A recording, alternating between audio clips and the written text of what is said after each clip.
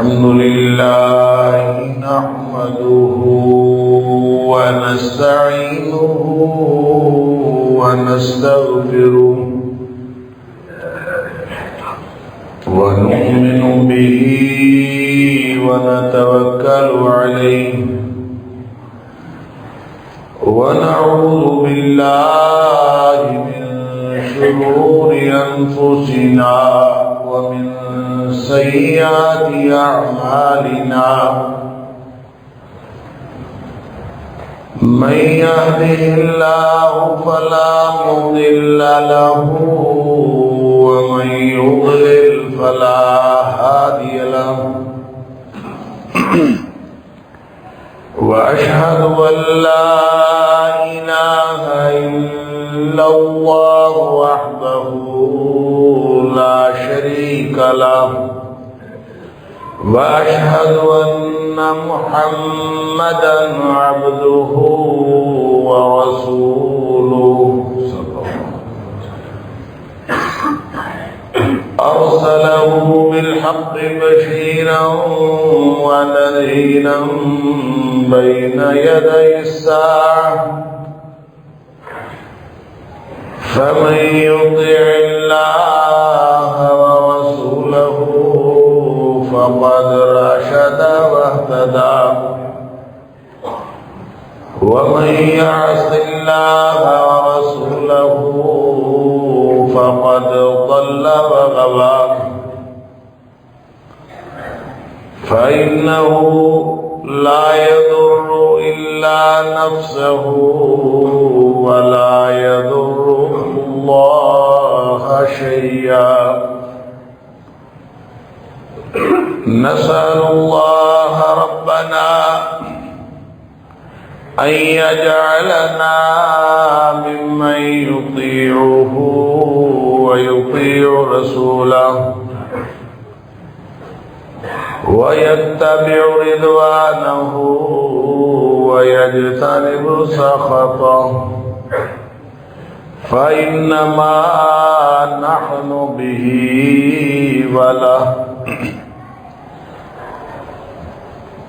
أما بعد فإن خير الحديث كتاب الله وخير الهدي هدي محمد صلى الله عليه وآله وسلم وشر الأمور محدثاتها وكل محدثة بدعة وكل بدعة ضلالة وكل ضلالة في النار فأعوذ بالله السميع العليم من الشيطان الرجيم من همزه ونفخه ونفثه بسم الله الرحمن الرحيم تبارك الذي بيده الملك وهو على كل شيء قدير الذي خلق الموت والحياة ليبلوكم أيكم أحسن عملا وهو العزيز الغفور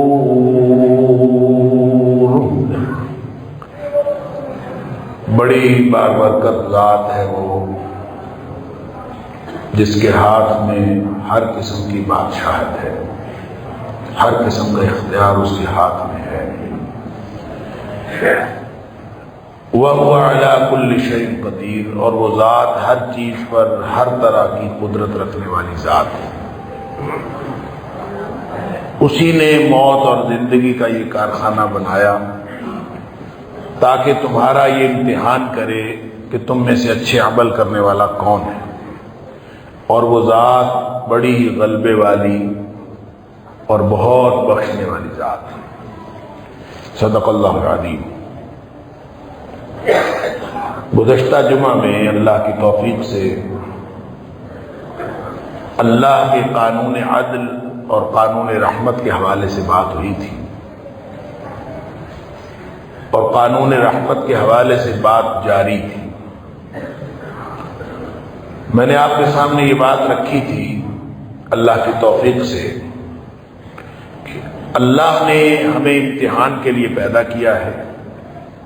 امتحان بہت مشکل امتحان ہے، اور امتحان کا نام سنتے ہی انسان کو مشکل کا احساس ہونا شروع ہو جاتا ہے، اور امتحان قانون عدل کے تحت ہوتا ہے، کیونکہ امتحان کا تقاضا ہے کہ عدل ہو، جس کا جتنا حق بنتا ہے اس کو دے دیا جائے، جس نے جو پرفارمنس دکھائی ہے اس کو اس کے بدلے میں اس کے نتیجے میں وہ کچھ دے دیا جائے جتنی اس کی پرفارمنس ہے، یہ عدل ہے۔ لیکن اللہ نے ایک اور قانون بنایا ہے، وہ ہے قانون رحمت، اور قانون رحمت وہ ہے جو عدل کے قانون کے تحت پکڑے جانے والے ہوں اور عدل کے قانون کے تحت فیل ہو جانے والے ہوں، ان کو بھی پاس کر دیا جائے جس قانون کے تحت وہ پاس ہوتے ہیں۔ اس قانون کا نام ہے قانون رحمت۔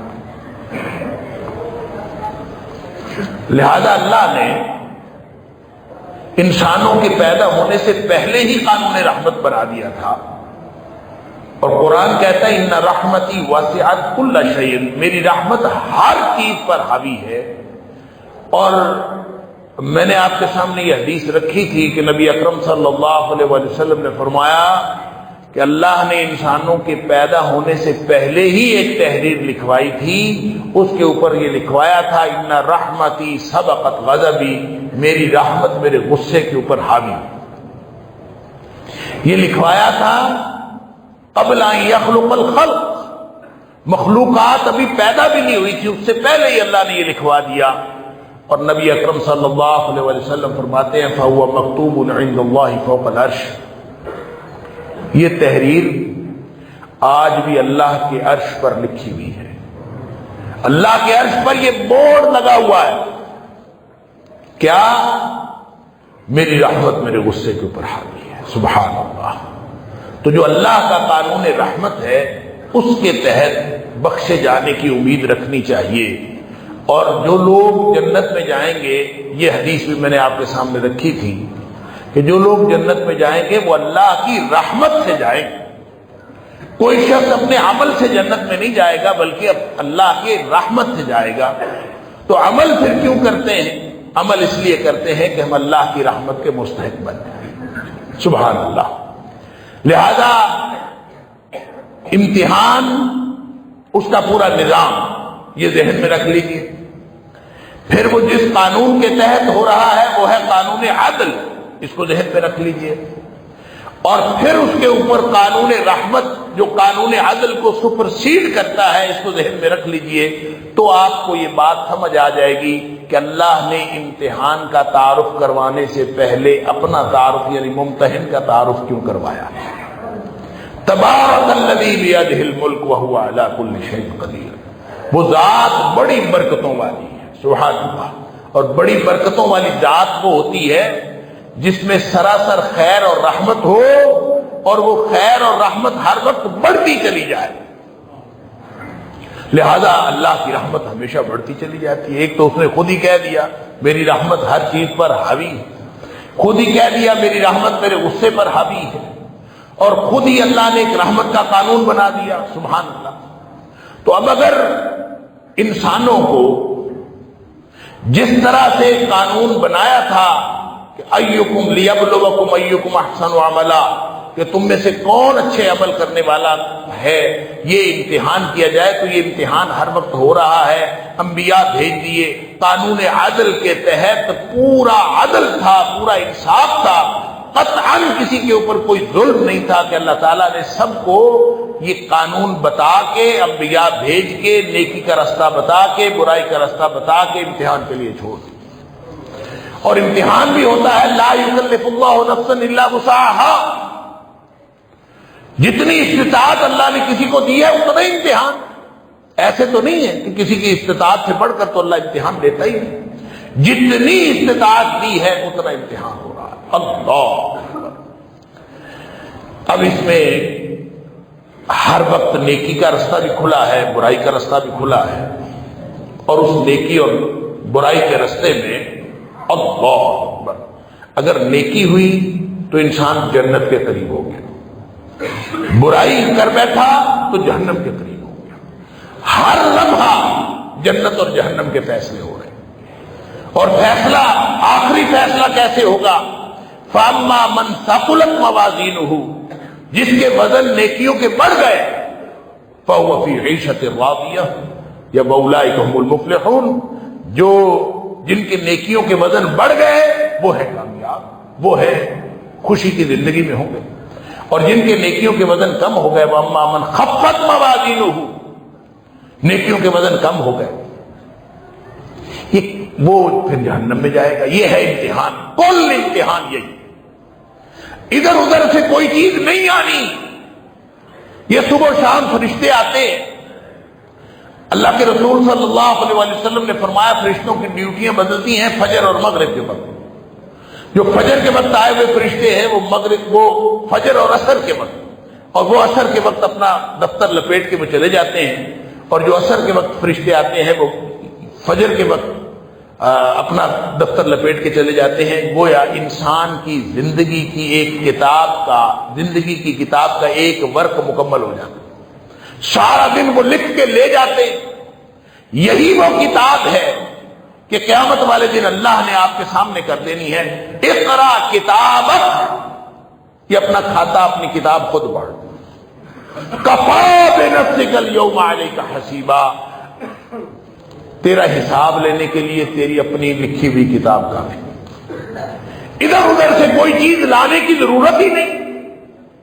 یہ ایسے ہی ہے جیسے یہ چالان شروع ہوئے تھے اور اس پہ تصویر آ جاتی تھی، اور تصویر وہ کھینچ کے گھر بھیج دیتے تھے، آپ کی گاڑی، آپ کی موٹر سائیکل، اس کے اوپر نمبر، اس کے اوپر آپ بیٹھے ہوئے، تصویر سامنے ہے، آپ اس کا انکار کیسے کر سکتے؟ تو اللہ کے ہاں جو سارا نظام ہے یہ دنیا کا ناقص نظام، اللہ کے ہاں کامل نظام ہے، پریسائز نظام ہے۔ اس نظام کے تحت جب اللہ نے ہمارے سامنے ہماری پوری زندگی کی ویڈیو بنا کے ہمارے سامنے رکھ دی کہ یہ لو، یہ تمہارا کھاتا ہے، اقرا کتابک کفا بنفسک الیوم علیک حسیبا، آج تیرے حساب کے لیے یہی کافی ہے۔ لمحہ لمحہ جنت اور جہنم کے فیصلے ہو رہے ہیں۔ اللہ، میں نے عرض کیا تھا کہ اس قدر سخت امتحان ہے کہ زبان سے کبھی کوئی کلمہ ناراضگی کا نکلا، اللہ کی ناراضگی کا کلمہ نکلا، اللہ تعالیٰ اسے ایک کلمے کی وجہ سے اس کو جہنمی لکھ دیتا۔ زبان سے کوئی کلمہ اللہ کی خوشنودی کا نکلا، اللہ اس کو اس کلمے کی وجہ سے جنتی لکھ دیتا۔ ہر لمحہ جنت یا جہنم کے فیصلے ہو رہے ہیں، لہذا یہ ہے وہ امتحان کا پورا نظام۔ اگر اللہ کا قانون رحمت نہ ہو تو اس مشکل امتحان میں دو مشکلات میں نے عرض کیا تھا کہ اس کا بھی جائزہ لے لیجئے کہ دو مشکلات پیدا ہو گئیں، ایک اندر کا دشمن ہے، ایک باہر کا دشمن ہے، ایک ابلیس اور اس کے لشکر ہیں جو ہمارے دشمن ہیں، جو ہمیں نیکی کے راستے پر جانے نہیں دیتے، جس نے طے کیا تھا کہ میں نے جنت میں نہیں جانے دینا، اور ایک انسان کا نفس ہے، ان النفس لامارۃ بالسوء، نفس بھی ہمیشہ برائی کی طرف لے کے جاتا ہے، الا ما رحم ربی، سوائے اس نفس کے جس کے اوپر اللہ کی رحمت ہو جائے، پھر معاملہ رحمت کا ہے۔ لہذا جو بات بنے گی وہ رحمت کے قانون سے بنے گی۔ یہی بات نبی اکرم صلی اللہ علیہ وسلم نے فرمائی تھی کہ سددوا وقاربوا، ٹھیک ٹھیک عمل کرتے رہو، سنت کے قریب لگے رہو، کتاب و سنت پر عمل کرتے رہو، وَاعْلَمُوا، لیکن جان رکھو لَن يُدْخِلَ أَحَدَكُمْ عَمَلُهُ الْجَنَّةَ، کسی کو اس کا عمل جنت میں نہیں لے کے جا سکتے۔ عمل کرتے رہو، لیکن عمل کرتے ہوئے یہ احساس ہر وقت رہنا چاہیے کہ مجھے میرا عمل جنت میں نہیں لے کے جا سکتا۔ صحابی پوچھتا ہے اللہ کے رسول صلی اللہ علیہ وسلم آپ کو بھی آپ کا عمل جنت میں نہیں لے جا سکتا؟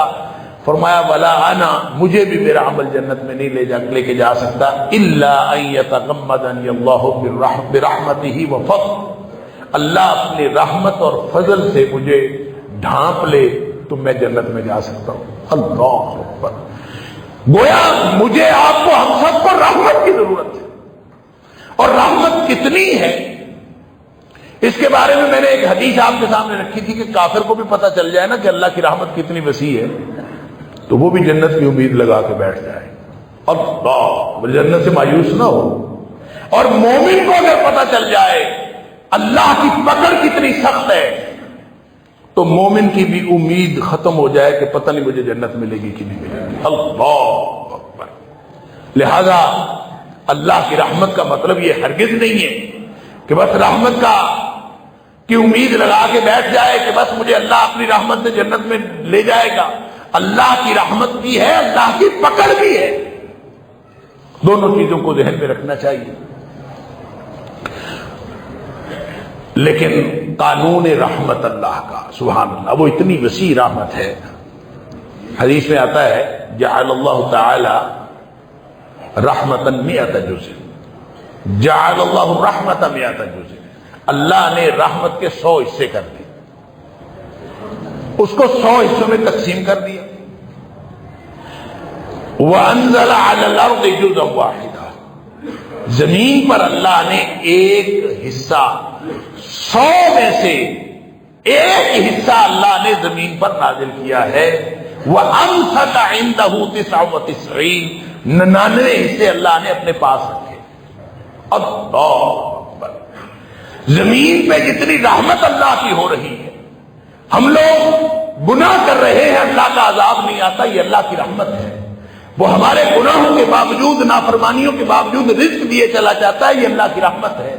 جو مخلوقات آپس میں ایک دوسرے کے ساتھ رحمت کا، محبت کا، شفقت کا اظہار کرتی ہیں، یہ سارا کا سارا جو پوری دنیا کے اندر آپ کو رحمت کے مظاہر نظر آتے ہیں، نبی اکرم صلی اللہ علیہ وسلم نے فرمایا فَذَلِكَ الْجُزْءُ، وہ جو 100واں حصہ ہے اللہ کی رحمت کا، تتراحم الخلائق، ساری مخلوقات کے اندر جو رحمت کے جذبے دیکھتے ہیں وہ اللہ کی رحمت کے 100ویں حصے کے سبب ہے۔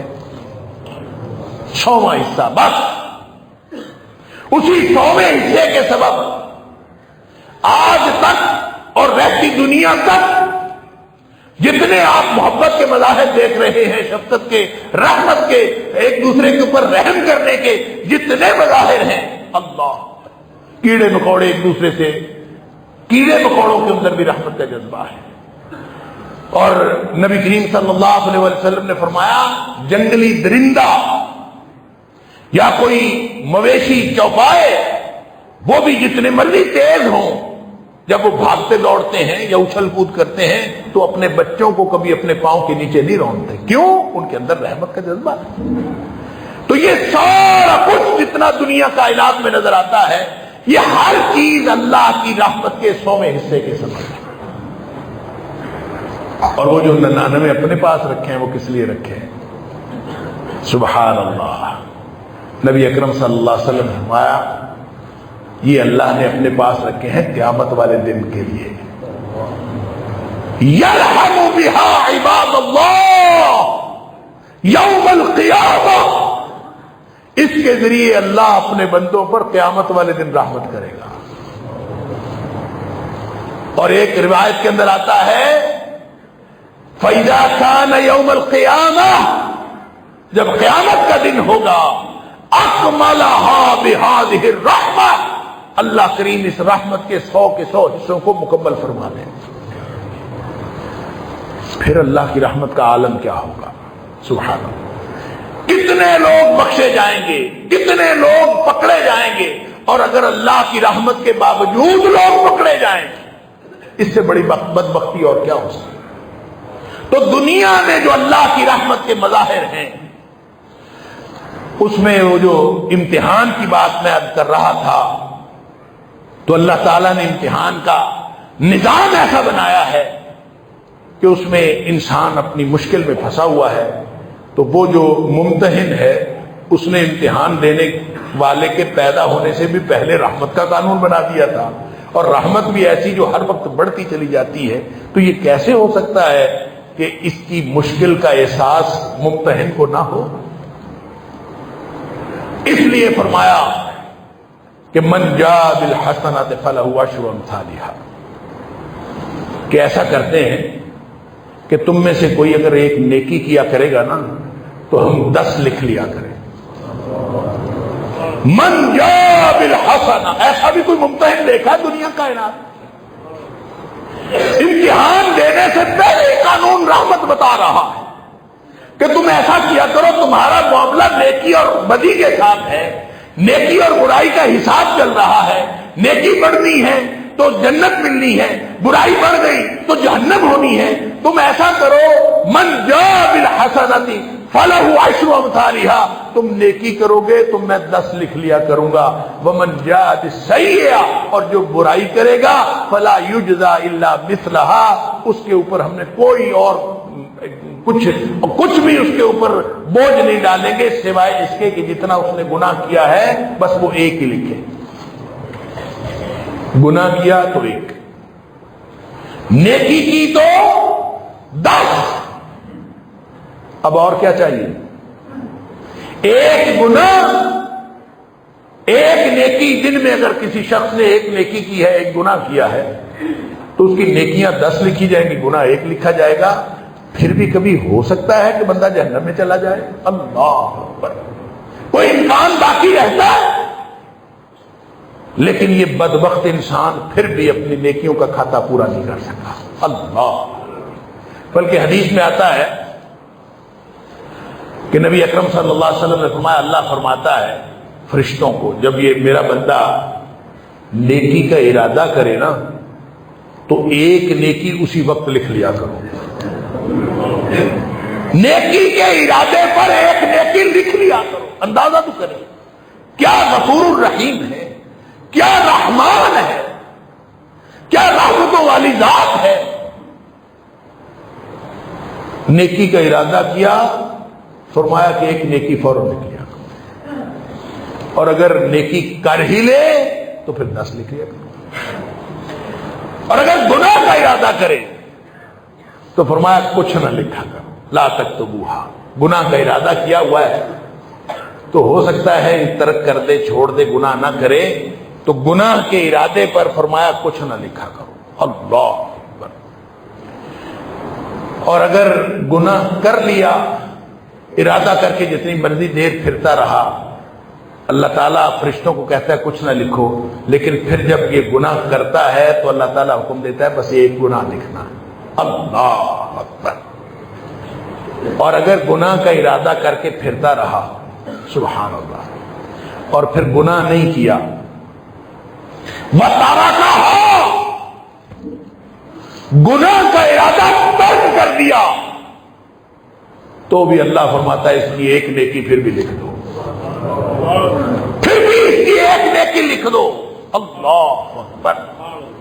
بلکہ حدیث کے الفاظ یہ ہیں، او ترکہا او لم یعمل بہا، ارادہ ترک کر دیا، یہ تو بہت بڑی بات ہے. کبھی کبھار ایسے ہوتا ہے کہ بندہ گناہ کا ارادہ کر کے پھرتا ہوتا ہے لیکن گناہ کر نہیں سکتا، کسی بھی وجہ سے کر نہیں سکا. لم یعمل بہا، گناہ کا ارادہ تھا، نہیں کر سکا، نہیں کیا، فرمایا اس کو ایک نیکی پھر بھی لکھ دو. اندازہ تو کریں اس کے بعد جہنم میں جانے کا اور اس امتحان میں فیل ہو جانے کا امکان ہی کیا باقی رہتا ہے کہ نیکی اور گناہ کا 1 اور 10 کی ریشو ہے اور موج لگی ہوئی ہے. پوری زندگی کا نظام اللہ نے اپنی رحمت کے سبب ایسا بنا دیا ہے تاکہ کوئی شخص بھی قانون عدل کے تحت پکڑا نہ جائے. اس لیے فرمایا ہے کہ کسی کو اس کا عمل جنت میں نہیں لے کے جا سکتا، وہ صرف اللہ کی رحمت سے جنت میں جا سکتا ہے. اللہ اکبر. لیکن یہ انسان پھر بھی اپنی زندگی میں نیکی کا کھاتا پورا نہیں کر سکا، تو اب اگر دنیا کا کوئی ممتحن ہو جتنا مرضی بڑا احسان کر دے تو پھر اس کے بعد وہ یہی کہے گا نا میں نے تجھے 1 اور 10 کی چھوٹ دے دی تھی، اب اس کے بعد کیا چاہیے تھا؟ اگر تو پھر بھی جہنم میں جاتا ہے تو جاؤ. لیکن یہ غفور الرحیم ہے، یہ تبارک الذی ہے. اس کی رحمت و برکت کسی جگہ رکتی نہیں ہے. اگر وہ ایک اور 10 کی ریشو دے کر روک دیتا تو اس کا مطلب یہ ہوتا کہ اللہ کی رحمت کی حد آ گئی ہے. تو اللہ کی رحمت کی حد تو نہیں آتی، اس کی رحمت کو تو لامحدود ہے. اس لیے پھر اللہ نے ایک مہینہ عطا فرما دیا. یہ جو مہینہ ہے شہر مبارک، برکت والی ذات نے برکت والا مہینہ عطا فرما دیا ہے کہ اس کے اندر اللہ کی رحمتیں یوں نچھاور ہوتی ہیں کہ ہر وقت بڑھتی چلی جاتی. کتنی بڑھتی، کیا کچھ ہوتا ہے یہ سوائے اللہ کے کوئی نہیں جانتا. اللہ اس رمضان میں کیا کچھ، اللہ کسی کو جو کچھ نبی پاک صلی اللہ علیہ وسلم نے بتایا ہے وہ گویا بہت تھوڑا ہے اس کے مقابلے میں جو کچھ نبی پاک صلی اللہ علیہ وسلم نے نہیں بتایا. اس کے اندر کتنی رحمتیں اللہ کی. یہ گویا پوری زندگی میں گناہ بخشوانے کا اللہ نے ایک مہینہ عطا کر دیا کہ اگر تم 1 اور 10 کی ریشو کے باوجود نہیں اپنے گناہ بخشوا سکے تو چلیں ایک مہینہ دے دیتے ہیں جہاں ہم نیکی کو 700 گنا تک بڑھا دیں. رہ گیا تمہارا وہ بہانہ کہ یہ نفس مجھے نیکی کی طرف جانے نہیں دیتا اور شیطان مجھے نیکی کی طرف جانے نہیں دیتا. وہ جو 2 دشمن ہیں وہ بہانہ بھی ختم کر. نبی اکرم صلی اللہ علیہ وسلم نے فرمایا جب پہلی رات ہوتی ہے اذا کان اول لیلۃ من رمضان، جب پہلی رات ہوتی ہے اول لیلۃ من رمضان، رمضان کی پہلی رات ہوتی ہے، صفدت الشیاطین ومردت الجن، بڑے بڑے جن اور شیاطین جکڑ دیے جاتے ہیں. اللہ اکبر. وفتحت ابواب الجنہ وغلقت ابواب النار، جنت کے دروازے کھول دیے جاتے ہیں، جہنم کے دروازے بند کر دیے جاتے ہیں. کیا مطلب ہے اس کا؟ بلکہ ایک حدیث میں آتا ہے فتحت ابواب الجنہ، جنت کے سارے دروازے کھول دیے جاتے ہیں، ولم یغلق منہا باب، اس کا ایک بھی دروازہ بند نہیں رکھا جاتا، سارے دروازے کھول دیے جاتے ہیں. جہنم کے دروازے بند کر دیے جاتے ہیں، ولم یفتح منہا باب، سارے دروازے جہنم کے بند کر دیے جاتے ہیں، ایک بھی دروازہ کھلا نہیں رکھا جاتا. اللہ، کیا مطلب ہے اس کا؟ مطلب یہ ہے کہ جنتی فضا بن جاتی ہے، فضا جنتی بنتی ہے. اور پھر وہ جو دل تھا نا، وہ نفس جو پہلے نیکی کی طرف رغبت نہیں کرتا تھا، اس کے لیے جنتی فضا بنا دی ہے کہ اب اس کی رغبت نیکی کی طرف ہونا شروع ہو جائے. اور رہ گیا وہ باہر والا دشمن شیطان اور اس کے لشکر ابلیس. صفدت الشیاطین، شیاطین کو ویسے جکڑ لیا جاتا ہے، اور اندر والا جو نفس ہے اس کے لیے ویسے ماحول جنتی بنا دیا. اب بتاؤ نیکی نہ کرنے کا اب کیا بہانہ رہ گیا ہے؟ اللہ اکبر. پھر جا کے فرشتہ منادی کرنے والا منادی کرتا ہے، یا باغی الخیر اقبل و یا باغی الشر اقصر، اے برائی کو، اے نیکی کو تلاش کرنے والے، اب تو آجا، اب سارا ماحول بن گیا ہے.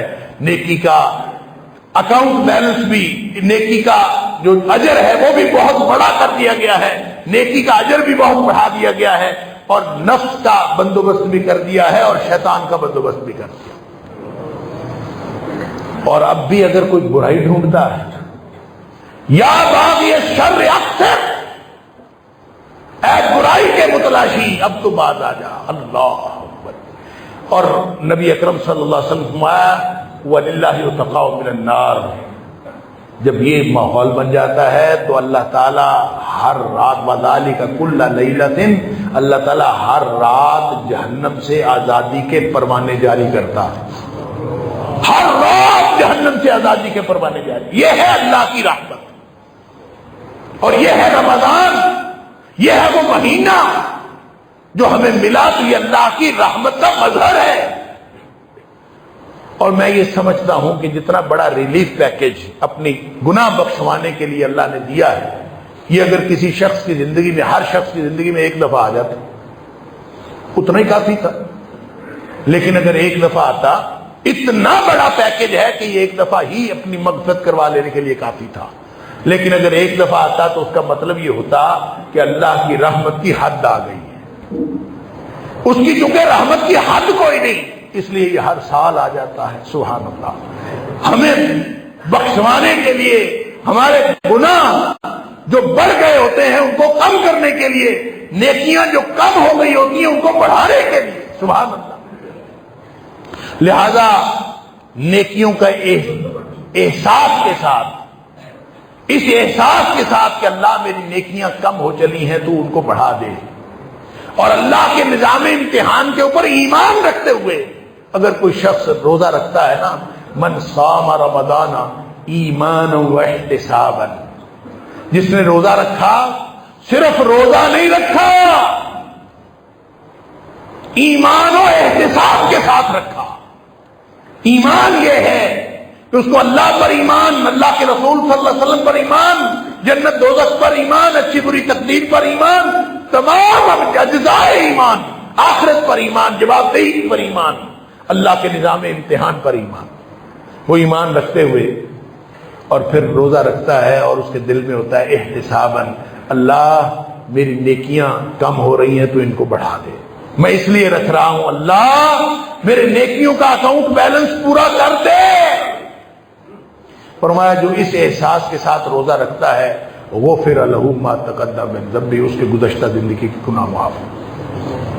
اس احساس کے بغیر جو لوگ روزہ رکھتے ہیں، اس احساس کے بغیر ان کا روزہ قبول نہیں ہے،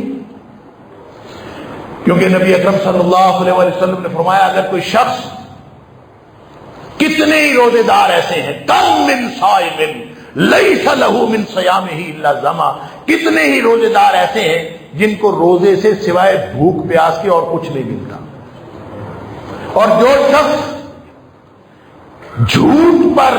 جھوٹ بولنا اور جھوٹ پر عمل کرنا، قول الزور والعمل بہ، جھوٹ بولنا اور جھوٹ پر عمل کرنا اگر کوئی شخص نہیں چھوڑتا تو نبی اکرم صلی اللہ علیہ وسلم نے اللہ کو کوئی ضرورت اس بات کی نہیں ہے کہ تم اپنے معدے کو تکلیف دو، کھانا اور پینا چھوڑ دو، اس کی کوئی ضرورت نہیں ہے۔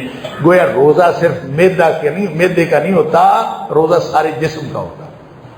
اگر ایسا روزہ رکھو گے تو گزشتہ زندگی کے سارے گناہ معاف ہو جائیں گے۔ اور اگر یہ جو رات کو قیام کرنا ہے، یہ ہے تو صلاۃ التطوع، نفل نماز ہے، اس کا روزے کے ساتھ تعلق بھی کوئی نہیں ہے۔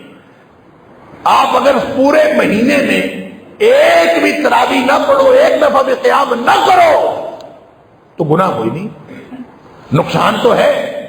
اب وہ نفل نماز بھی اگر اسی احساس کے ساتھ کھڑا ہے، من قام رمضان ایمانا واحتسابا، رات کو اللہ کے سامنے کھڑا ہو جاتا ہے، اللہ میری نیکیوں کا کھاتا ٹھیک نہیں ہے تو میری نیکیوں کا کھاتا ٹھیک کر دے، اس لیے کھڑا ہو جاتا۔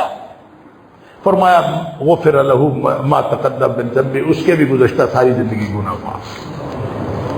بلکہ اگر صرف لیلۃ القدر کو، اللہ تعالی ہم سب کو آخری عشرہ بھی نصیب فرمائے، آخری عشرے کی جو 5 طاق راتیں، فرمایا من قام لیلۃ القدر، جو لیلۃ القدر کو قیام کرے اسی احساس کے ساتھ، ایمانا و احتسابا، احساس وہی ہے کہ اللہ میری نیکیوں کا کھاتا پورا کر دے، اور وہ اس خیال سے رات کو قیام کرتا ہے لیلۃ القدر کو، فرمایا اس کے بھی گزشتہ ساری زندگی کے گناہ معاف۔ اب اتنی بڑی رحمت اللہ کی، اتنا بڑا رحمت کا پیکج، اور اگر کوئی شخص اس میں بھی اپنی رحمت، اپنی اللہ کی رحمت سے اپنی مغفرت نہیں کروا سکا تو پھر نبی اکرم صلی اللہ علیہ وسلم نے فرمایا من حرم خیرہا فقد حرم، جو اس کی خیر سے محروم ہو گیا اصل محروم وہ ہے۔ اور نبی پاک صلی اللہ علیہ وسلم نے جو ممبر پر چڑھتے ہوئے 3 دعاؤں پر آمین کہا تھا، نبی پاک صلی اللہ علیہ وسلم نے پہلی سیڑھی پر قدم رکھا آمین، دوسری سیڑھی پر آمین، تیسری سیڑھی پر آمین۔ لوگوں نے پوچھا اللہ کے رسول صلی اللہ علیہ وسلم پہلے تو کبھی نہیں کیا، آج کیوں کیا؟ فرمایا جبریل آئے تھے، انہوں نے 3 بد دعائیں کی تھی، میں نے آمین کہہ دی۔ پہلی بد دعا اس کے لیے جس کو رمضان ملا اور وہ رمضان میں نیکیاں کر کے اپنی مغفرت نہیں کروا سکا، اس کے اوپر اللہ کی لعنت۔ میں نے کہا آمین۔ ابعدہ اللہ، اس کا معنی ہے اللہ اس کو ہمیشہ کے لیے اپنی رحمت سے دور کر۔ میں نے کہا آمین۔ جس شخص کو بوڑھے والدین ملے اور والدین کی خدمت کر کے وہ اپنی بخشش نہیں کروا سکا، اس کے اوپر بھی لعنت بعدہ اللہ۔ میں نے کہا آمین۔ اور تیسرا وہ شخص جس نے میرا نام نامی اسم گرامی نبی اکرم صلی اللہ علیہ وسلم کا نام نامی اسم گرامی سنا اور پھر آپ پر آپ کے لیے رحمت کی دعا نہیں کی، صلی اللہ علیہ وآلہ وسلم نہیں کہا، فرمایا اس کے اوپر بھی لعنت۔ تو جبریل نے دعا کی تھی، نبی پاک صلی اللہ علیہ وسلم نے آمین فرمایا۔ اللہ، تو رمضان کے اندر کیا کچھ ہے، بس ایک حدیث سن لیجئے۔ ایک حدیث تو ہے، اس کی سند جو ہے وہ کوئی کنفرم نہیں ہے، لیکن حدیث بڑی شاندار ہے کہ لو یعلم العباد ما فی رمضان، لوگوں کو اگر پتہ چل جائے نا کہ رمضان میں کیا کچھ ہے، اللہ لتمنت امتی ان تکون السنۃ کلھا رمضان، تو میری امت اس بات کی خواہش کرے کہ سارا سال رمضان ہی رہے، کوئی اور مہینہ آئے ہی نہ۔ پتہ نہیں کیا کچھ ہے اس کے اندر، اللہ۔ اور دوسری حدیث جو صحیح، اس میں حضرت طلحہ رضی اللہ تعالیٰ عنہ ان کو خواب آیا، وہ فرماتے ہیں کہ ایک دو شخص آئے تھے مدینہ کے اندر رہنے لگے، کہیں دور سے آئے تھے۔ ایک شخص عبادات میں بڑا تیز تھا، بہت محنت کرتا تھا، دوسرا ذرا ڈھیلا تھا، کہ وہ جو تیز محنت کرتا تھا وہ شہید ہو گیا کسی جنگ میں، اور دوسرا اس کے بعد 1 سال زندہ رہا اور پھر بعد میں کبھی وہ بھی فوت ہو گیا۔ تو خواب میں مجھے وہ دونوں ملے، میں نے دیکھا کہ جنت کے دروازے پہ کھڑے ہیں اور جنت کے دروازے سے آواز آئی ہے، اور وہ جو بعد میں فوت ہوا ہے اس کو پہلے جنت میں بلایا گیا ہے، اور وہ جو شہید ہوا تھا اس کو بعد میں بلایا گیا۔ کہتے میں تو حیران ہو گیا کہ یہ کیا معاملہ۔ میں نے صبح صحابہ کے ساتھ بات کی کہ وہ جو شہید ہوا تھا اس کو بعد میں جنت ملی، جو طبی موت مرا ہے 1 سال بعد اس کو پہلے جنت ملی۔ باتیں کرتے کرتے لوگ بڑی تعجب کرتے رہے، نبی پاک صلی اللہ علیہ وسلم کے پاس چلے گئے۔ نبی پاک صلی اللہ علیہ وسلم فرمایا کیسا تعجب کرتے ہو، وہ شخص جب 1 سال بعد زندہ رہا ہے تو اس نے رمضان نہیں پایا، اس نے رمضان میں نیکیاں نہیں کی، اس نے سجدے نہیں کیے، تو کیسے ہو سکتا ہے کہ وہ اس سے آگے نہ بڑھے۔ اللہ اکبر، یہ کیا کچھ اس رمضان کے اندر ہے۔ اللہ تعالیٰ اس سے ہمیں کما حق ہو استفادہ کرنے اور اپنی مغفرت کروا لینے کی توفیق عطا فرمائے۔ وآخر دعوانا الحمدللہ رب العالمین۔